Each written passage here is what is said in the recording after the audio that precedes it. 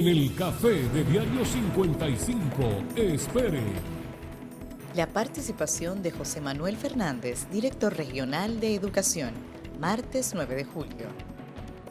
Diario 55, tu revista informativa.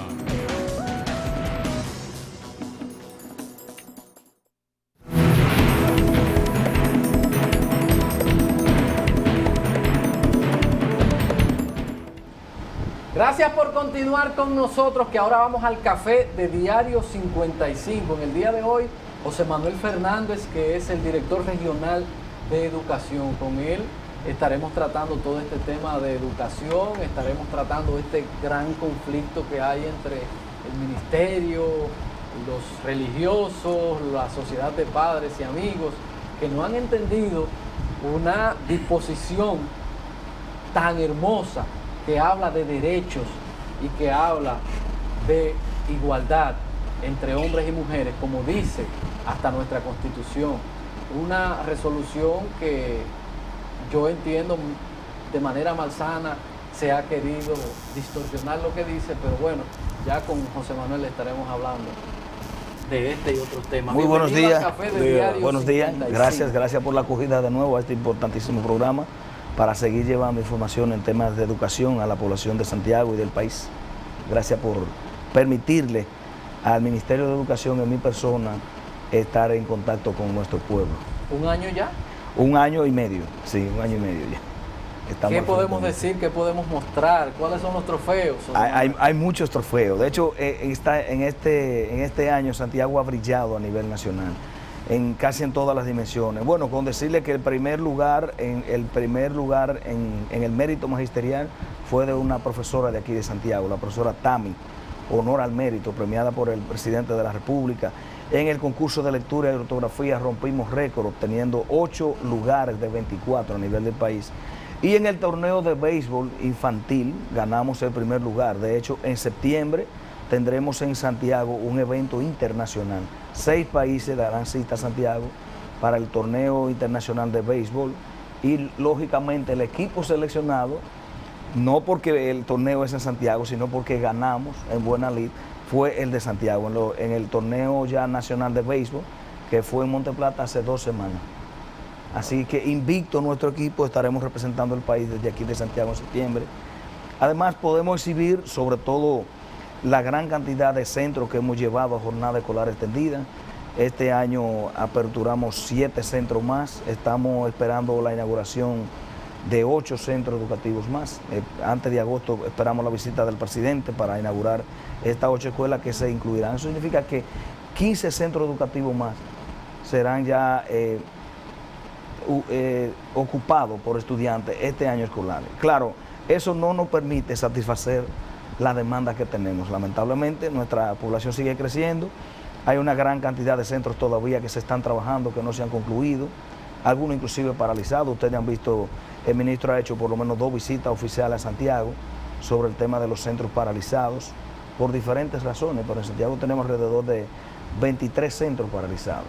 Después de la llegada del ministro Peña Mirabal, 3 ya han retomado la construcción. Uno dice, pero tampoco, bueno, en un programa anterior yo dije aquí que a veces se ve sencillo, pero cuando un centro está paralizado hay unos motivos para que lo esté. Y el ministro ha sido claro en esta temática. A veces es un problema con el ingeniero, que no se acogió a lo que está establecido en el diseño. A veces es un problema de litis judicial por los terrenos que se vendieron y no era como se decía en principio. Son múltiples las razones. Lo cierto es que en esta revolución educativa del 2010, de 2012 para acá, en Santiago tenemos 85 centros educativos nuevos. Frankie conoce muchos de ellos, sabe de qué estamos hablando. O sea, no son cualquier centro, sino centros educativos con una calidad incuestionable, con acceso para personas discapacitadas, con laboratorio de informática, canchas, jardinería. O sea, es un crecimiento enorme el que hemos tenido, y yo creo que este año ha sido el de mayor crecimiento. Esos centros, José Manuel, tan pronto son inaugurados, entregados por el presidente, ¿lo habilitan para la docencia? Inmediatamente. ¿Cómo se hace esto? Inclusive a veces hemos tenido que ocupar el centro antes de ser inaugurado por el presidente. Aunque esa parte no nos conviene mucho porque a veces el mobiliario tarda un poco más en llegar. Pero inmediatamente el centro se concluye, se supervisa, Obras Públicas lo supervisa para determinar que cumplió con el estándar establecido. De hecho, ahí a veces también se ha producido impasse porque se determina que aún ya el centro prácticamente concluido tiene errores, tiene debilidades. Entonces el centro ya se le entrega al distrito que toma posesión de él, se asigna un sereno para que lo cuide y el ministerio envía el mobiliario, pizarra, computadora a los laboratorios, butacas sobre todo, que es lo más importante. Entonces se comienza con el proceso de selección del personal docente. En este caso, por ejemplo, el concurso que estamos realizando, que espero podamos hablar de él hoy, ese personal docente se selecciona a partir de ese concurso o de otros profesores que quieran ser reubicados en el centro nuevo. Normalmente un centro no comienza solo con profesores nuevos, siempre ubicamos profesores ya con experiencia de otro centro educativo. ¿Y los estudiantes son movilizados de otra escuela? ¿O son estudiantes que están esperando? Se dan las dos situaciones. La mayoría de esos centros son centros espejos, o sea, es un centro que se construye para convertir a un centro tradicional en jornada escolar extendida, lo que significa que hay que duplicar la cantidad de aulas. Entonces se convierte un centro tradicional en jornada escolar extendida y lógicamente el nuevo también es de jornada escolar extendida. José Manuel, ahí mismo, hay temas pendientes, seguimos tanda extendida, tanda extendida, tanda extendida, ya pusimos a este centro, Ajá. Pero hay temas pendientes, porque vamos a la carrera, a todo vapor, transformando los centros.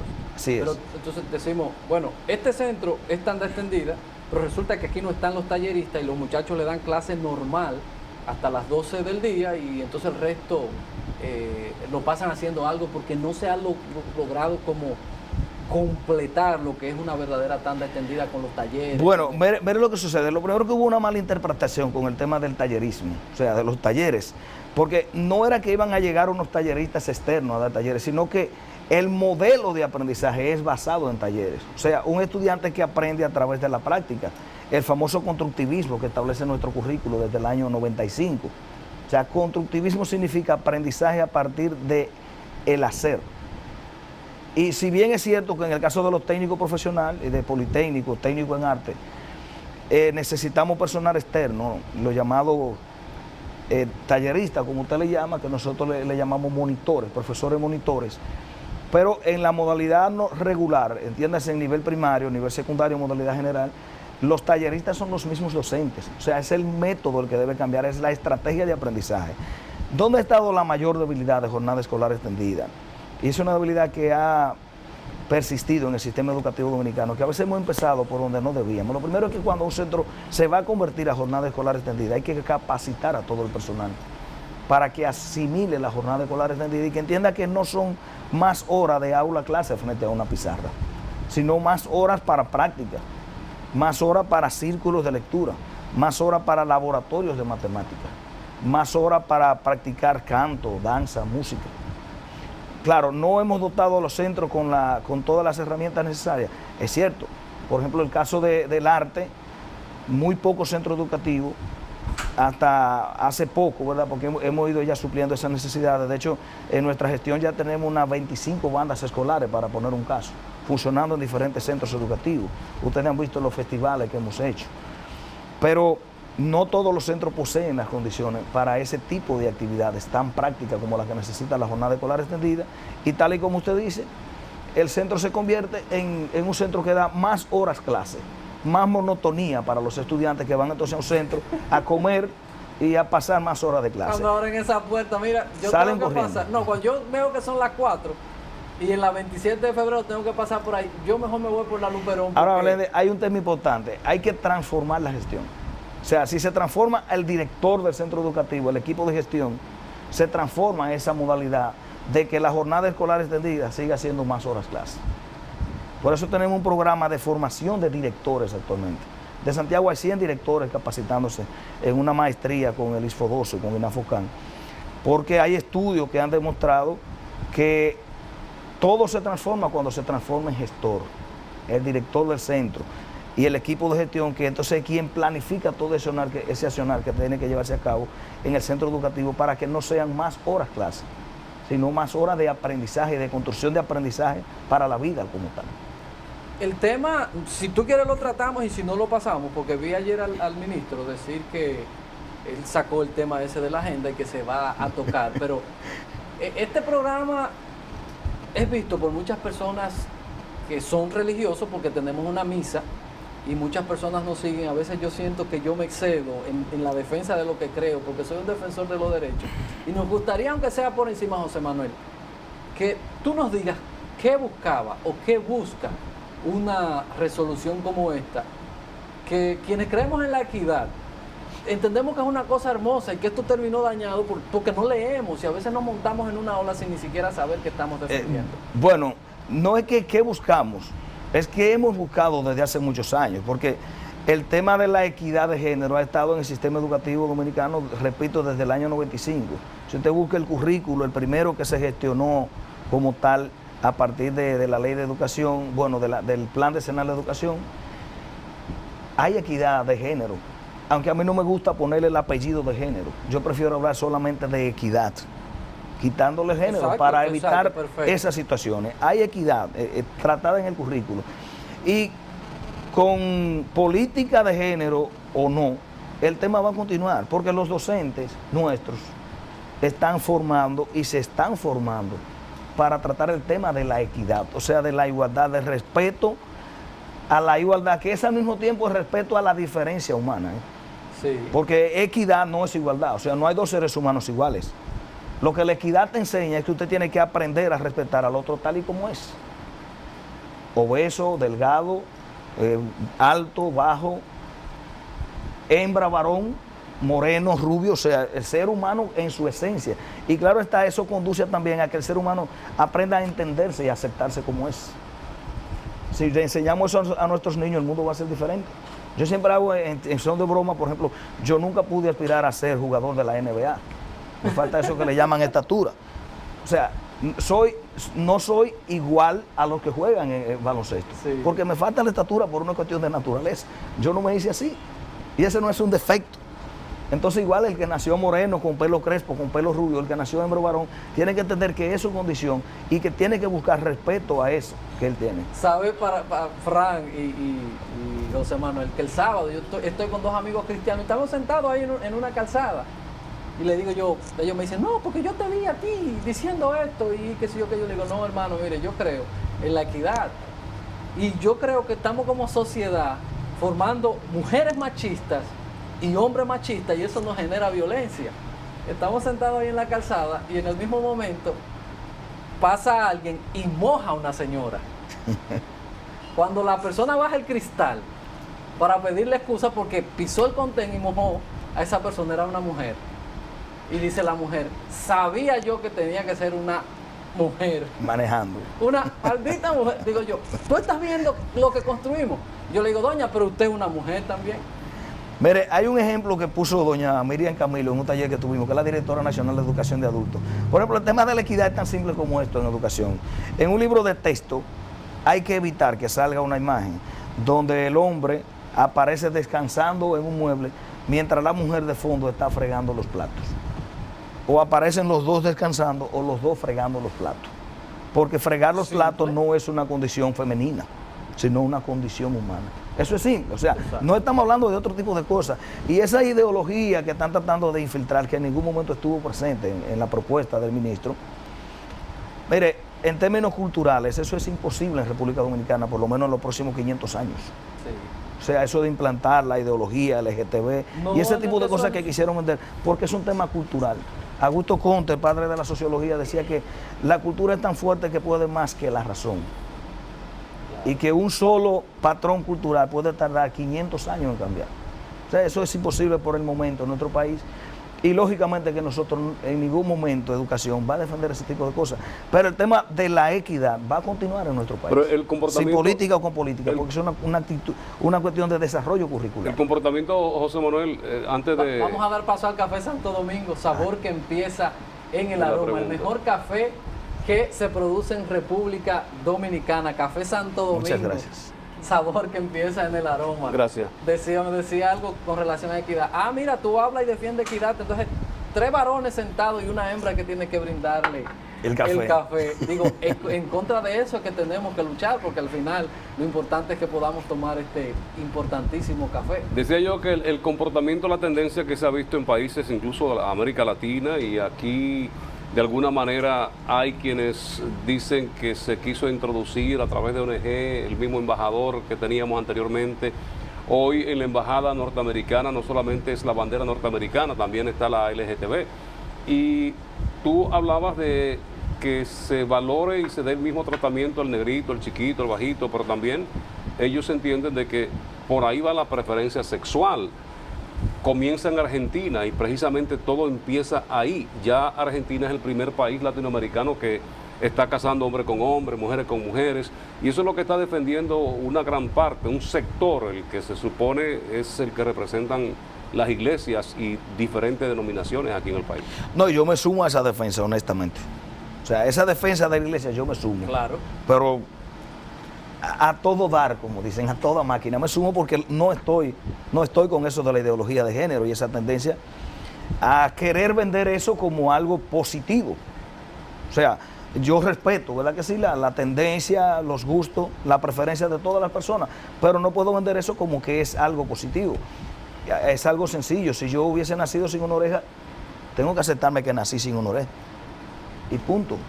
¿Soy menos que los demás por eso? No, pero tengo que aceptar que tengo eso. Y eso no me hace más que la mayoría, me hace un poco menos, indiscutiblemente. Quiérase vender o no, lo contrario.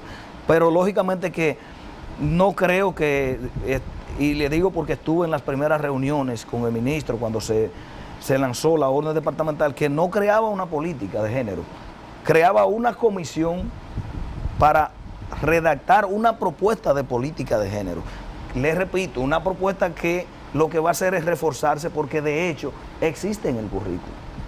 La equidad de género está en el currículo desde hace muchos años. Pero nosotros tenemos una debilidad, José Manuel, de tratar temas y vemos fantasmas, porque por ejemplo, aquí hay una ley, una excelente ley. Vista la situación que tenemos, uno de los países donde hay más niñas embarazadas y el país donde hay más infectados de SIDA de la región, República Dominicana.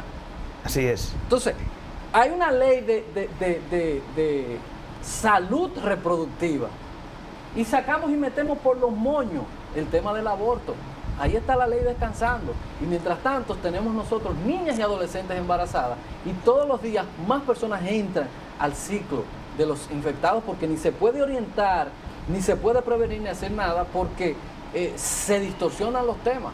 Nosotros tenemos un tema de violencia que está formando hombres machistas que se creen con todo el derecho de la mujer y mujeres machistas que entienden también que ellas son objetos y se pueden dejar utilizar, y es lo que detona. Nadie, al igual que con el aborto, en este país nadie está de acuerdo con el aborto. Claro que no. En este país nadie, en una cabeza sana, se le puede pensar que nadie esté pensando en ese tipo de cosas, de fomentar eso. ¿Qué hacemos con la violencia? ¿Qué hacemos con la equidad en un país, siendo un pedacito de la mitad de una isla, que compite con países como México en el tema de violencia contra la mujer? El ministerio tiene, a propósito de esos temas, tiene programas, por ejemplo, una cultura de paz, y tiene programas de luchar contra el embarazo adolescente. Todos los años lo promovemos. De hecho, el Departamento de Orientación y Psicología, uno de sus fines es eso en cada centro educativo. Y hemos reducido significativamente, por lo menos en Santiago, la cantidad de embarazo en adolescentes. Cada vez que yo voy a un politécnico, a un liceo público de los nuestros, le pregunto al director cómo va el índice de embarazo en adolescentes. Y este año se ha reducido significativamente. Y eso va dirigido a se agradece a los programas que hemos implementado. Claro. Las charlas, las orientaciones. De hecho, utilizamos el personal de salud pública. El mismo Ministerio de la Mujer también nos ha apoyado bastante en esta temática. Y como le digo, las orientadoras como tal que hay en cada centro educativo. Claro. Pero es una temática de no solamente la escuela, sino de la sociedad como Así tal. Es. No, y ya es imposible tú no tratar los temas, porque si no lo haces en la escuela, las redes le facilitan informaciones distorsionadas, que es lo peor. Que es una competencia fuerte que se Entonces, tiene. no hablar las cosas en estos tiempos yo creo que es difícil. Vamos a la publicidad y continuamos este conversatorio con José Manuel Fernández, director regional de educación. ¿En la provincia o el municipio de Santiago? En la regional de Santiago, provincia de Santiago. Provincia de Santiago. Así es. Con él volvemos.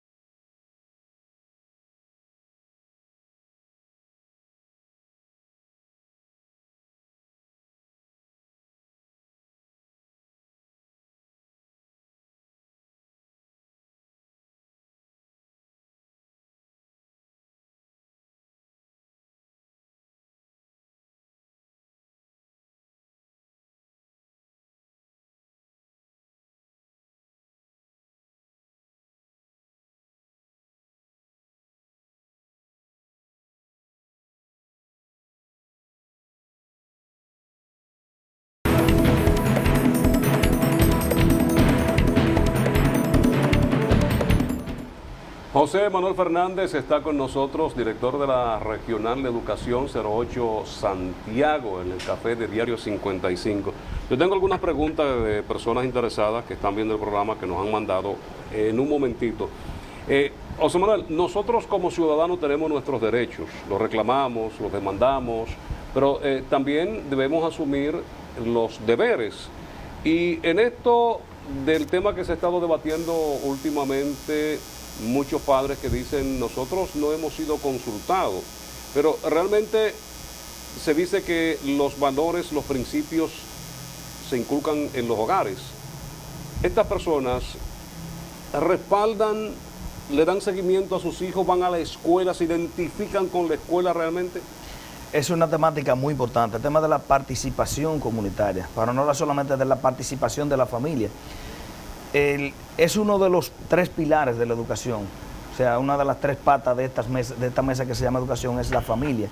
Y es una de las grandes dificultades. De hecho, casi todos los estudiantes problemas en el centro educativo, entiéndese, los que tienen conflicto, los que a veces presentan casos de violencia, es porque no tienen una familia que le da seguimiento.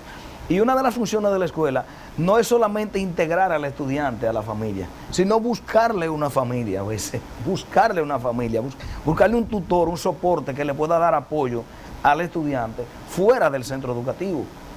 Porque si bien hay excepciones de estudiantes que no teniendo una familia que le apoye, que le dé seguimiento a su formación, lo han logrado y con mucho éxito, pero como su nombre lo indica, son excepciones.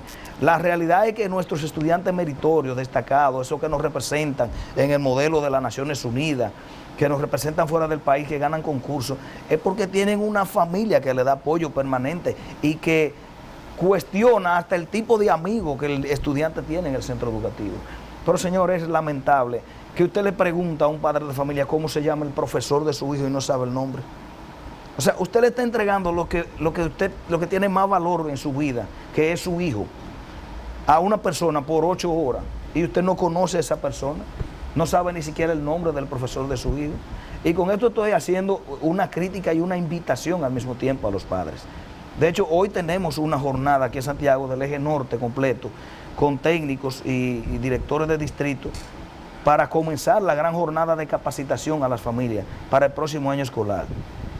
Porque el ministro Peña Mirabal ha definido la integración de la familia como una de las herramientas que va a permitir que la educación alcance las metas que esperamos. Claro, eso es fundamental. O sea, si no hay familia, no puede haber crecimiento, no puede haber integración de la sociedad al aprendizaje de los estudiantes, y los estudiantes van a andar solos.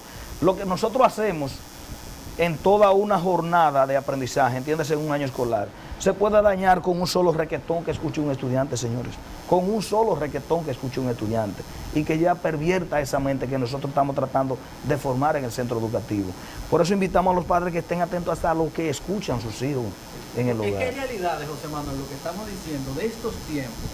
Porque si yo me pongo desde mi perspectiva de cuando yo estudiaba y no entiendo que tú tienes fuegos cruzados, como es el tema de las influencias de las redes, de la influencia de la música, y tú tienes que buscar esquemas diferentes para combatir eso, porque antes los problemas que podían haber en la escuela eran de limitaciones, que no había donde sentarse, que no había profesores. Ahora el tema es que tenemos todas esas cosas, pero la influencia desde fuera nos está dañando a los muchachos y tenemos que conjurar eso, y hay mucha gente que no lo entiende y quieren vivir en el siglo XII. Eso estamos claros, pero a raíz de esta pregunta de Frank, que es tan interesante y que a uno como padre y como maestro, como profesor, le duele, porque repito, cuando uno convoca a un centro educativo a los padres, justamente lo que asisten son los niños de los padres que no tienen problemas. Por ejemplo, en la famosa entrega de calificaciones que hacen los docentes, o el informe mensual a los padres de familia, casi siempre el profesor lo único que le dice a los padres que van es: su hijo va muy bien. Porque el padre del hijo que va muy mal no asiste al centro educativo, no acude. Entonces, así no podemos tener un sistema educativo equilibrado, porque la integración de la familia es puntual. Sí, tengo una de las preguntas que me han enviado José Manuel, dice: pregúntele al licenciado José Manuel qué van a hacer con los politécnicos que no cuentan con el número de profesores de área y que la matrícula de estudiantes sigue en aumento. entendiendo que esos jóvenes se insertan al mercado laboral, deben estar muy bien capacitados, ya el año escolar pronto inicia. Bueno, este año el ministro ha prometido un concurso para monitores de técnico profesional, que sería por primera vez el concurso, porque hay una disparidad. Lamentablemente el personal de los monitores de los técnicos profesionales son, entiéndase, profesionales de otras áreas que no son de educación, si bien tienen habilitación docente, no son de concurso, o sea, no son de carrera docente.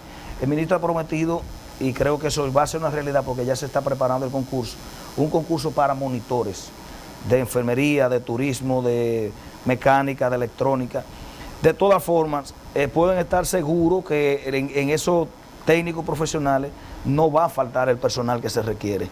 De hecho, este año ya se están evaluando unos 18 centros educativos del nivel secundario que van a pasar, o por lo menos tenemos la intención de que pasen, a técnico profesional, porque la meta es universalizar el técnico profesional, de forma tal que todo el que egrese de bachillerato ya tenga habilidades para insertarse al mercado laboral.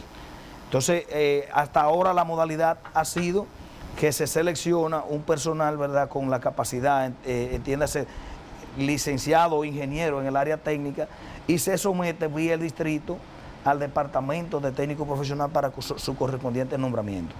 Tiene que tener habilitación docente, pero a partir de este año va a haber un concurso para esa persona, de forma tal que cuando ellos pasen el concurso ya se puedan insertar como docentes de técnico profesional y pertenecer a la carrera docente. Vamos entonces a la publicidad, José Manuel, otra vez, para que hablemos de que cuando a mí me hablan de sistema en República Dominicana de cosas, yo digo, aquí no hay sistema de nada. Si nos ha dado tantos resultados los politécnicos, ¿por qué tenemos tantas cosas y no llevamos el sistema educativo todos a politécnicos? Entonces tenemos como varias cosas, tan extendidas, tan normales, politécnicos, como esa diferencia. ¿Cuál será, cómo vamos a compactar? ¿Por qué modelo nos vamos a definir para no tener esa disparidad? Porque, por ejemplo, tenemos colegios hasta de denominaciones, y cuando tú ves el contenido, ven que son muy diferentes lo que se da aquí, lo que se da allá. Entonces, como hablar de sistema, a ver cuándo tendremos un sistema que digan tanto privado y tanto esto es lo que se va a enseñar. Vamos a la publicidad y venimos con José Manuel Fernández, el director regional de educación.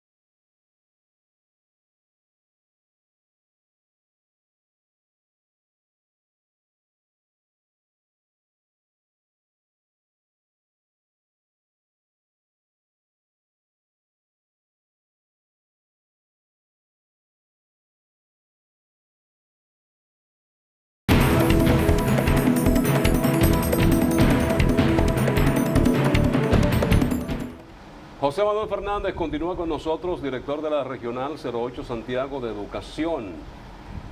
Hay una pregunta pendiente de Edison Meléndez, una inquietud, y luego entonces nos vamos con el chat, que hay otras preguntas aquí para José Manuel. Los politécnicos, estudiantes de calidad, hablar del Politécnico Femenino, hablar de IPISA, del México, del Politécnico México, hablar de este que era de la tabacalera, la Esperanza, la CRIN de la CRIN, de ahí salen los mejores estudiantes. ¿Por qué entonces ese modelo no lo universalizamos? Es la idea. Usted me hablaba del sistema educativo dominicano. Lo que pasa es que hay que ver, y muy buena cuestionante en términos de filosofía de la educación, si en realidad hemos tenido un sistema a través de los años. Yo creo que estamos construyendo un sistema, porque un sistema es algo que prevalece a través del tiempo, sí. No importa quién pase por el gobierno o por el ministerio. Creo que es lo que estamos logrando. Y en esto hay que tomar en cuenta, a partir de la revolución educativa del 2012 hacia acá, es cuando comienzan a implementarse las verdaderas políticas educativas. ¿Qué es una política educativa? Y esto lo trabajamos en el Pacto por la Educación. Una política educativa es un contrato social donde todo el mundo está de acuerdo en que eso es lo que hay que lograr. Claro, de hoy para mañana no. Lógicamente es paulatino. Mire, un tema simple. En Santiago nuestra meta es universalizar la política de jornada escolar extendida al 2025. Al 2025. Este año nosotros vamos a llegar alrededor de la meta más o menos de un 68%. Estamos en un 59% de jornada escolar extendida. Al 2025, tomando en cuenta las necesidades que tenemos, el plan para que todos los centros educativos de la provincia completa sean jornada escolar extendida. Y dice, ¿por qué no lo hacemos antes? Porque es una meta sistemática. Usted no puede convertir en jornada escolar extendida porque sí. Igual que no puede convertir, a propósito de su pregunta, a técnico profesional porque sí. Por eso le hablaba de una evaluación que se hace para ver si el centro educativo tiene las condiciones, para ver cuáles son las necesidades del contexto donde está ubicado el centro educativo. Porque tampoco vamos a seguir formando enfermeras, mercadólogos, técnicos en informática, y que luego suceda lo que ha pasado con las universidades, lamentablemente. Un exceso de profesionales que no encuentran luego plaza en el mercado laboral. Entonces, la política educativa de universalizar el técnico profesional es una política nacional y hay que defenderla, de forma tal que todo estudiante que egrese del sistema educativo tenga un técnico en arte. Ya en Santiago tenemos el primer politécnico en arte ahí en Pastor Abajo, y hay que ver lo que son capaces de hacer esos estudiantes en meses, con profesores de danza, de canto, de música, de pintura, de teatro.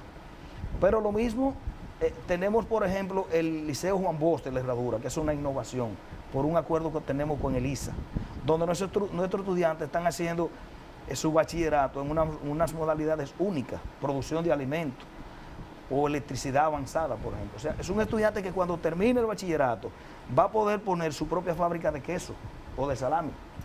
O puede ser el técnico de una gran empresa. O puede emprender, o puede ser técnico en una empresa. Estamos hablando de un estudiante que cuando egrese de un sistema ya está listo para insertarse en el mercado laboral y que va a hacer una licenciatura si lo desea. El college en Estados Unidos, el college. Entonces, usted decide si sigue o para.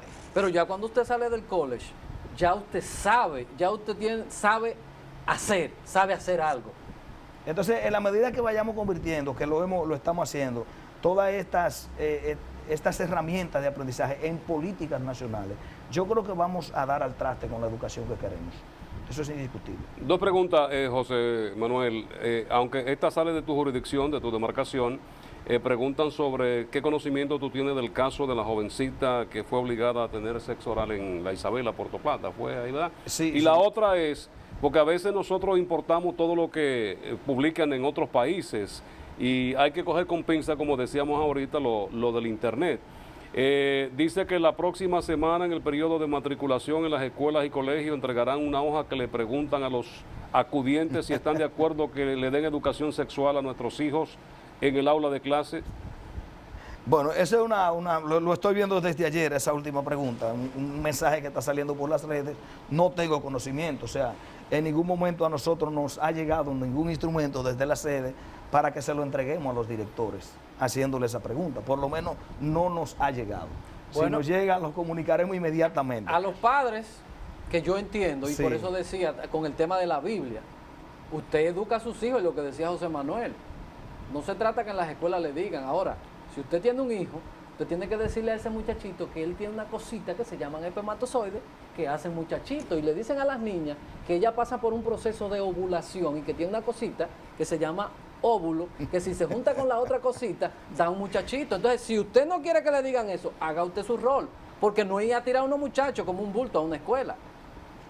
Esa es una temática complicada porque lógicamente si le llegaran a preguntar eso en la inscripción, que es un tema creo que lo están difundiendo los mismos que lucharon contra la propuesta de política de equidad, me imagino yo. Si le llegaran a preguntar, pues cada padre va a responder lo que considere pertinente y eso no causaría ningún problema. En el caso de la niña de Puerto Plata, igual que otros casos que sucedieron en Santiago, en temas de violencia o de acoso sexual, yo creo que todas las medidas se han tomado. De hecho, la directora regional de Puerto Plata comunicó a través de los medios las medidas que se tomaron. Esas personas fueron sometidas a la fiscalía. En el caso, si el niño agresor es menor de edad, se somete a la fiscalía del menor. Si es mayor de edad, a la fiscalía regular.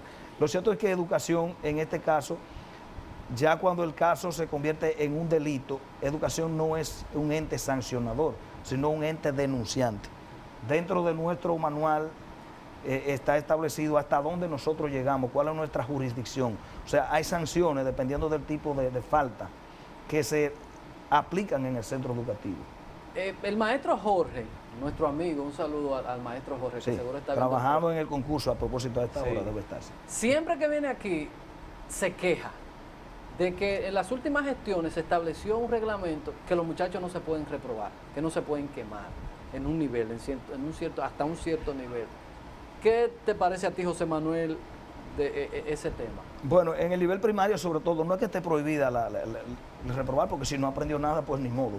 Pero el asunto es que está en que en una educación por competencia, el reprobar no debe existir, porque no se basa en cantidad de conocimiento o en qué aprende el estudiante, sino en para qué le sirve lo que va a aprender el estudiante.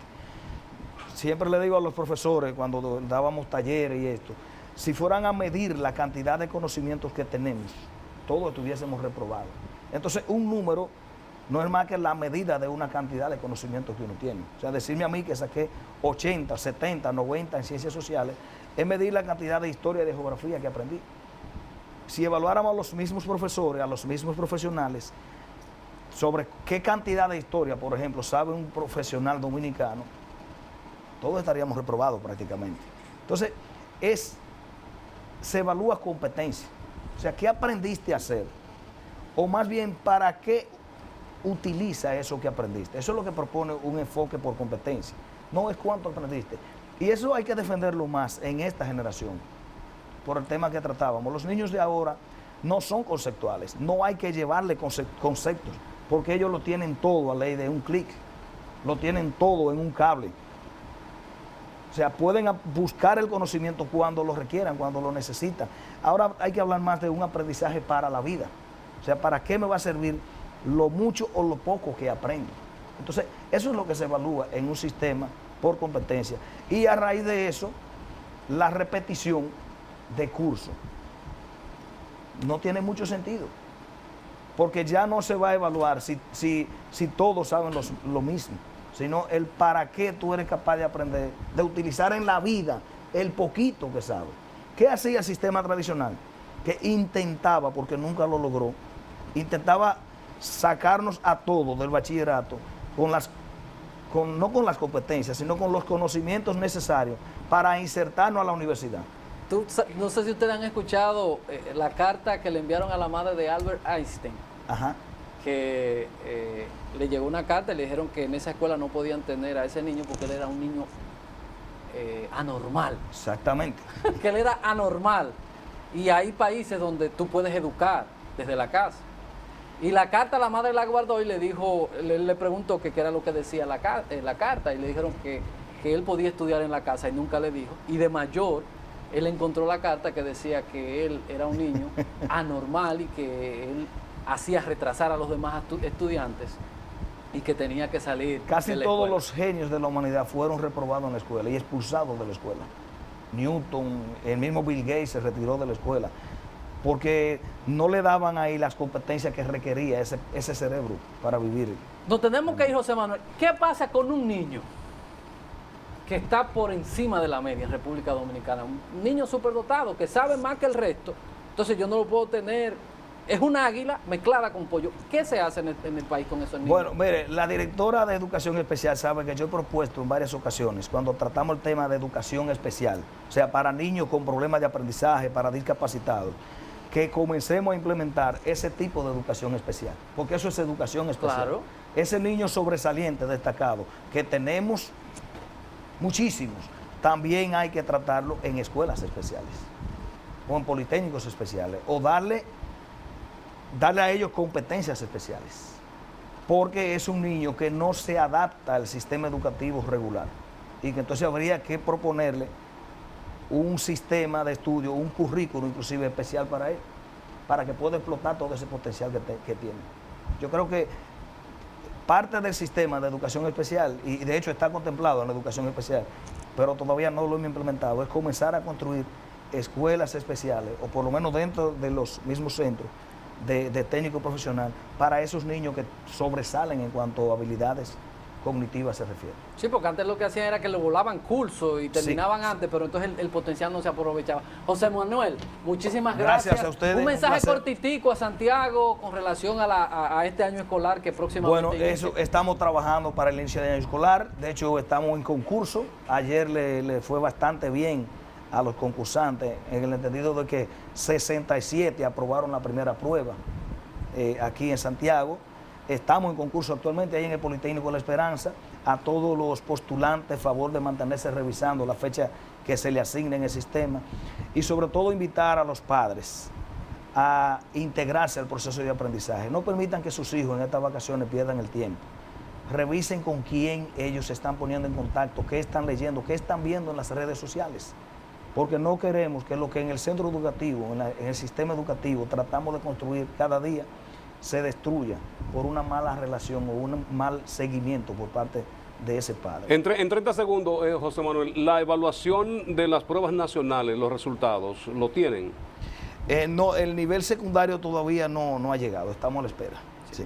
Ya pienso que en esta semana sale. José Manuel Fernández, director regional de educación, nuestro invitado del día de hoy. Agradecemos a él su visita y también a ustedes la sintonía. Recordarles que mañana a las 7 en punto, Fran Rodríguez, Edison Meléndez y todo este equipo que con mucho amor y dedicación trabajan para ustedes todas las mañanas. Feliz resto del día, les esperamos mañana. Bye bye.